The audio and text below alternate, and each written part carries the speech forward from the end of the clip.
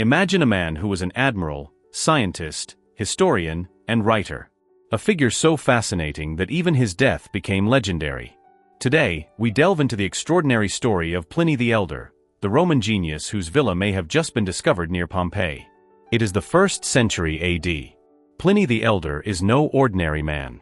A passionate naturalist, respected naval commander, and personal friend of Emperor Vespasian, he embodies the encyclopedic spirit of his time. His major work, Natural History, revolutionizes ancient knowledge. 37 volumes covering everything from astronomy to geography, medicine, and art. It was the first encyclopedia of humanity, a treasure trove of knowledge that still reaches us today. But Pliny was not content with writing. In 77 AD, Vespasian entrusted him with a strategic position, prefect of the imperial fleet in Messina. This naval base, located northwest of the Bay of Naples, commanded 250 ships and 30,000 men. Messina was not just a military port, it was a prosperous city with its own theater, temple, luxurious baths, and sumptuous villas. Did one of these residences belong to our admiral writer? This is where our modern archaeological investigation begins.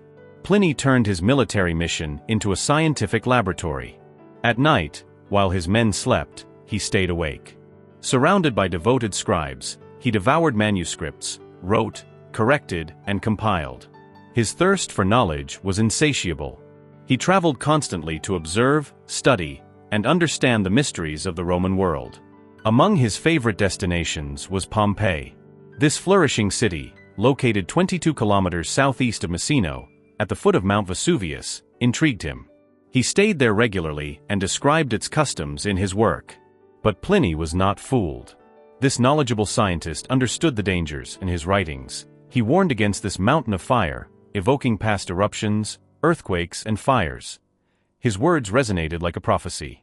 On August 24, 79 AD, around noon, the prophecy came true.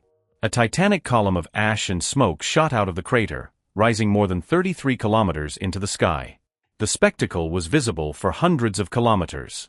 The shadow of Vesuvius plunged the region into darkness.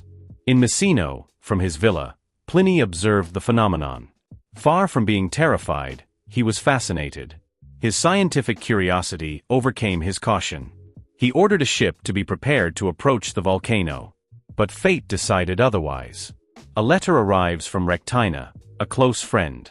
She is trapped in her home near Pompeii, surrounded by flames and ash. Pliny does not hesitate. The man of science gives way to the hero.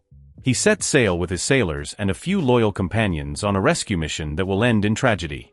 The crossing of the bay becomes a nightmare. Violent winds, raging waves, and a rain of incandescent stones. The elements conspire against them. Nevertheless, Pliny manages to reach Stabii, 16 kilometers southwest of Pompeii.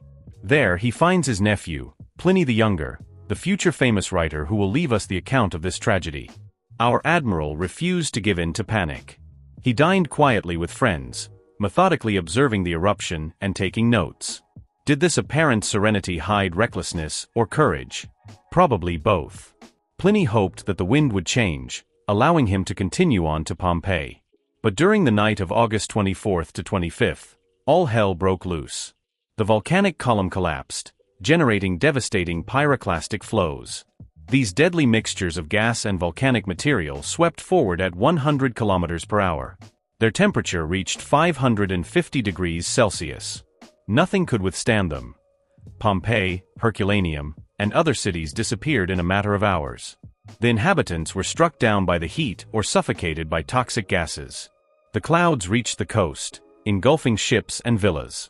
Woken by the rumbling and shaking, Pliny realizes that the situation is serious. With his companions, he tries to reach the shore. Too late. The fiery cloud catches up with them. At the age of 56, the admiral and encyclopedist collapses, overcome by the deadly fumes. 3 days later, his body is found intact, peaceful, as if asleep under a shroud of ash. His death marks the loss of a genius, a man who embodied the spirit of discovery and thirst for knowledge of his time. But where exactly did this extraordinary figure live in Messina? For centuries, the mystery remained unsolved. The ancient port sank into oblivion, its ruins disappearing under vegetation and sediment. The eruption of Vesuvius changed the landscape, and rising waters submerged entire neighborhoods of the ancient naval city. Then, in 2024, a sensational discovery reignited the investigation.